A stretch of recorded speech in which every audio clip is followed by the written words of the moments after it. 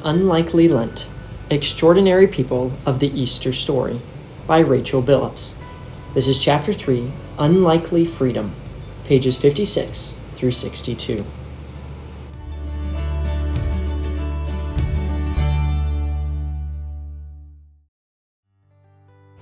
Willing Scapegoat. The writer of the Gospel of Matthew was making a point loud and clear. Matthew was setting up his whole moment like a Jewish purification ritual, and the symbolism is thick. Pilate washing his hands was not just some passive gesture. His hand-washing mirrored what the priest did before offering a sacrifice. Imagine with me the priest in the temple, preparing to make the sacrifice. Before he approaches the altar, he undergoes a meticulous process of purification, washing his hands and feet at the bronze basin to ensure he is ritually clean.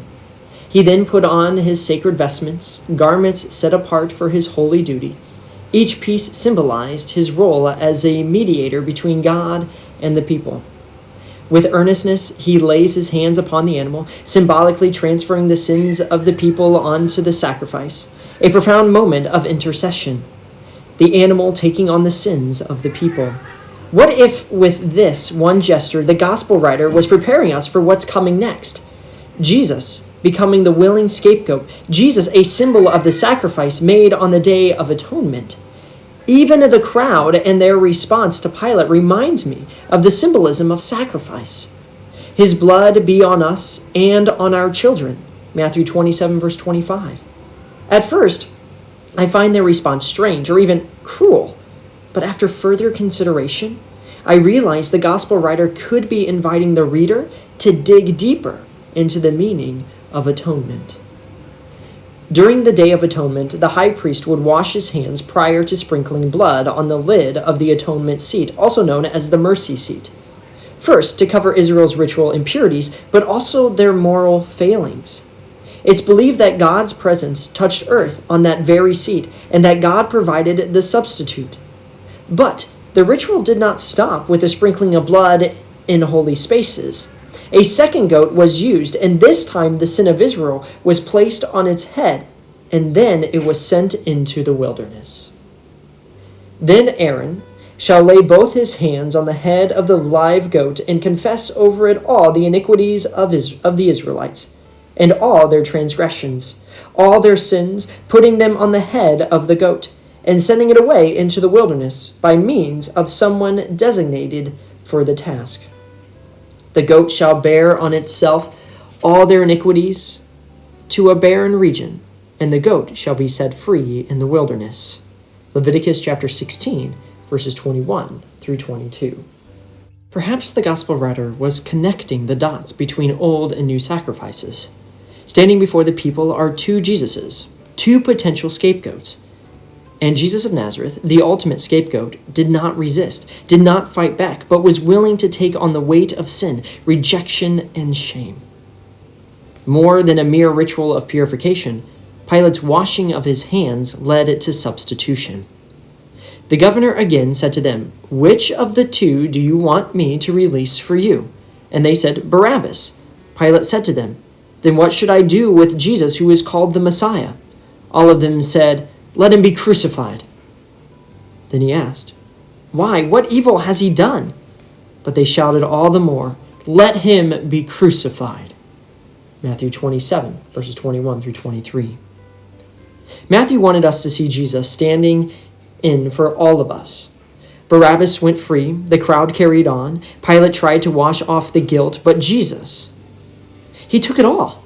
Substitutionary atonement is a part of Christian theology. This belief that Jesus did not just die, he died for us and instead of us. But let me be honest, this entire moment of the crowd choosing Barabbas over Jesus feels a little too neat and theologically loaded. Some scholars even wonder if this was a later addition to the Passion story, designed to reinforce the idea that Jesus was not just another crucified revolutionary, but the one sent to take our place. I wrestle with the theology of substitutionary atonement, not because I do not believe that atonement is important, but rather because Jesus' death seems bigger than a mere trade. Jesus' death seems more cosmic than just a one-for-one. Because what I know is that Jesus' life, death, and resurrection bring healing and restoration to all of God's broken creation. Barabbas' experience draws us back to the beginning, to that place of original shame, where humanity first wrestled with guilt, fear, and the desire to shift blame. His story lingers in the shadows of history, an unsettling reflection of our own struggle with freedom and responsibility. Was his release a moment of redemption or a haunting reminder of the weight of sin? In his place, Jesus was condemned. This trade feels both deliberate and mysterious, as if echoing something ancient, something woven into the fabric of our deepest longing for grace and forgiveness. Too often, when we read the story of Jesus Barabbas, we may want to tell Pilate, "You got the wrong guy." Barabbas deserved to die. In our Easter pageants and church cantatas, we wince in response to the crowd's "Crucify him, crucify him," because we want to believe there was no way we would have ever gotten caught up in the frenzy, thereby ushering in Jesus' death. Honestly, when I read through these passion narratives, I too want to place blame, to separate the good guys and gals from the bad. I want to be on the winning team. I want to be on Team Jesus. By standing in the place of Barabbas, Jesus bears witness to the futility of violence, revealing that power built on force and bloodshed ultimately leads to emptiness. By becoming the scapegoat, Jesus makes space for the crowd to be their very human selves, full of fear, anger, and uncertainty, just as we are. In Jesus' sacrifice, he absorbs the weight of their judgment, their need for retribution, and in doing so offers a different way forward. By taking on the role of the scapegoat, Jesus frees us from the endless cycle of blame and from the impulse to point fingers or pick sides to justify ourselves. His presence in that moment invites us into something deeper. Jesus invites us into an invitation to grace, to release, to a kind of justice that is not about retribution, but about transformation. In the musical Dear Evan Hansen, Evan makes a big mistake. He leads everyone to believe that he's besties with the kids who's been bullying him. It's the story of how a little white lie snowballs into a massive deception. Bullying, dishonesty, shame, and the destructive nature of social media are all in there. But what ultimately sets Evan free is sharing his truth about a friend he never had and the pain of loneliness he experienced. It's his truth that sets Evan free. In her book, Daring Greatly, Brené Brown identified the shame 1, 2, 3s, reminding we all have it. We're all afraid to talk about shame. The less we talk about shame, the more control it has over our lives. I understand many of us have been trained in the art of keeping shame to ourselves. We do not talk about shame. When we keep shame to ourselves, we run the risk of operating out of anger, bitterness, or violence. Shame and blame are carried around like old, heavy blankets as we drag them from one season of life to the next. We, like Barabbas, believe the only way to win is to fight. But there is a way out. What if instead we lose the shame and blame? Lose the shame and blame. Jesus never asked us to carry the weight of the world, or the heaviness of our own personal shame for that matter. Jesus came to lift the burden, to free us from that weight, to heal us from the inside out. If I'm honest, there's still this little girl inside of me, the one who always wanted to get it right. A little girl who felt real shame when she didn't get it right, and who still, every now and then, cringes at the thought of messing up. Sometimes I have to stop and comfort her. I must remind her that she is loved, not for her perfection, not for her performance, but just because she is a beloved child of God. And maybe you need to do the same. Jesus did not come just for the ones who had it all together. He did not look at Barabbas, the guilty one, the one set free in his place, and say, "I'll die for you, but I'll never forget what you did."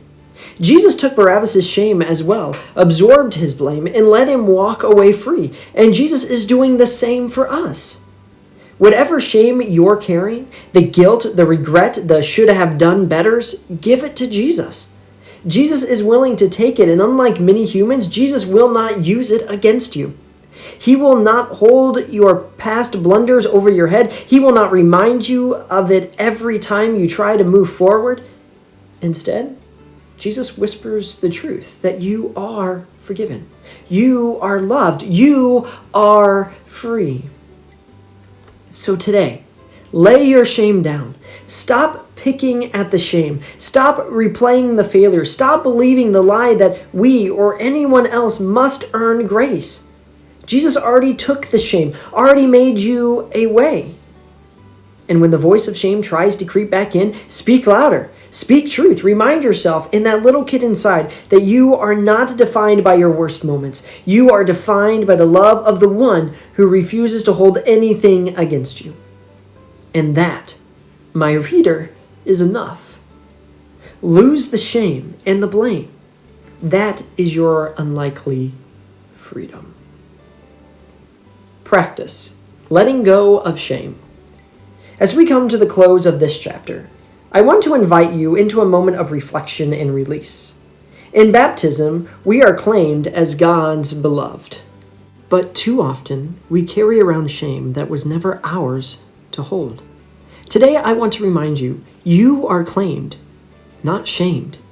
The weight of your past, the burden of guilt, the lies that whisper not enough do not have the final word. Jesus does. And Jesus' word is freedom. Perhaps you will engage in a practice where you will write down the shame you are carrying. Perhaps in a small group or worship service, you could pass out a small piece of dissolvable paper. Give people a moment to write down a word or phrase representing a shame they've carried.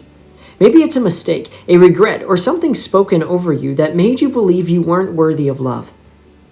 Set up a baptism font or even clear bowls of water. Remind people baptism waters are the same waters that claim them as God's beloved. Invite them forward to place their paper in the water to dissolve. This is a sign and a symbol. Shame does not get to define us anymore. Just as the paper disappears, so does the power of shame when we release it into God's grace. Let us pray. Holy and loving God, we come before you carrying burdens you never asked us to bear. But today, in the waters of baptism, we remember the truth. We are claimed, not shamed. We release our shame into your grace. May we walk forward knowing we are loved, forgiven, and free. In the name of the one who took our place, Jesus Christ. Amen.